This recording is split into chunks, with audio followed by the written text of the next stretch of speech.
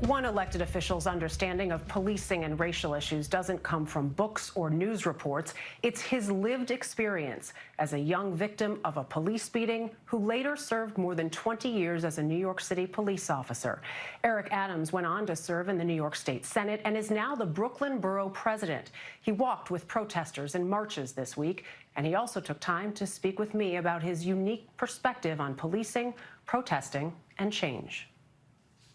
As I'm out walking the streets with the protests, I'm hearing the pain and anger, and we're yelling at each other, and we're not even hearing or seeing each other. We're so immersed in pain. How do we change that, Eric? You're on both sides. You were a police officer in New York City. You are obviously a black man who lives in Brooklyn. You are the borough president here. How do we start communicating? I know what it is to be spit at. I know what it is to have people call you Uncle Tom and hate you, not realizing it was just a few minutes ago I was marching next to you. But we could change it by being sincere in the moment. The first steps towards recovery is acknowledging the problems we're having in policing in our country, and we're not willing to do that yet. Hopefully this would allow us to do so. Where does that acknowledgement have to come from? Is it literally each member of the force looking at himself, or is it broader than that? We have to create a culture of zero tolerance for those who want to come into this noble profession. The noble profession has been hijacked with people who want to use their abuse, their insecurities. It's unfortunate that many of the individuals who move up through the ranks, they were abusive. And so if you have them moving up through the ranks, they just state that, well, you know, that's just good old boys having fun. Are there things to do to hold police that are abusive more accountable and perhaps change things? Yes, but that accountability starts really at the top. We're very slow in weeding out those officers who are abusive. The Minnesota case is a very important case.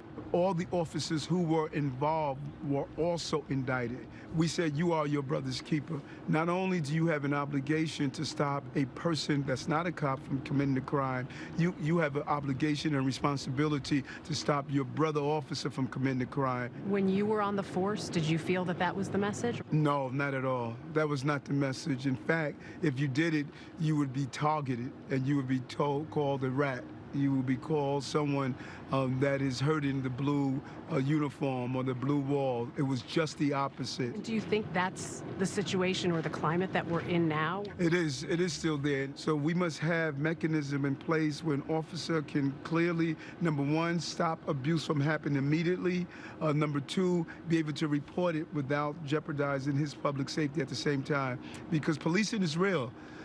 Fighting crime is real. The New York Police Department has taken criticism for the way it's handled some of the things. One person described it as overly aggressive with the peaceful protesters and not aggressive enough with that criminal element.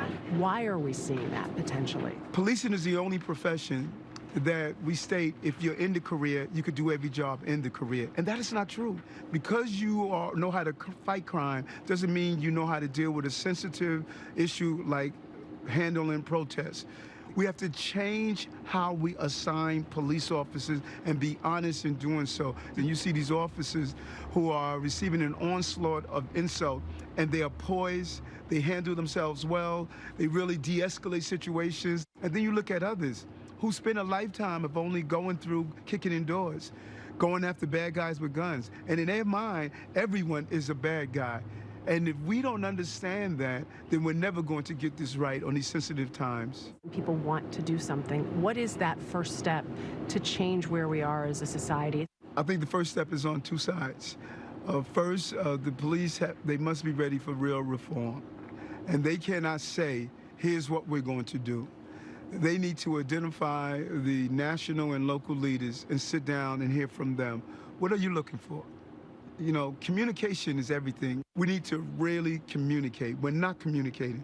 Second, I'm encouraging parents to march with their children, to be there. This is a teaching moment for us all. We've been here before. Does this time feel different to you? I think the reason is different now because Floyd wasn't first. We had Zongo, we had Diallo, we had Luima. This is not new. I personally believe that people are feeling black right now. I think our national dialogue is making people feel as though they're black. I think coronavirus and watching the lack of access to health care is making people feel they're black. I think all of a sudden going to school and getting your secondary degree and now you don't have a job, they're feeling black. And so when they hear the term Black Lives Matter, I think they're actually hearing that their lives matter. And speaking with him was really eye-opening in so many ways. One of the things, Michelle, he said that can change in policing right away, change the commander status. They need more local input, maybe even look outside of the police force for that. And then stop, one of the things I heard in your piece, this reward system. It's not about the arrests and summonses. It needs to be about the impact you're having on the community. And again, in your piece, so many of the things that I heard Eric say were also the things that were being said there. Yeah, he's coming at it from all sides. He's passionate about it. I've seen him in action. Thank you, Dana. Great conversation.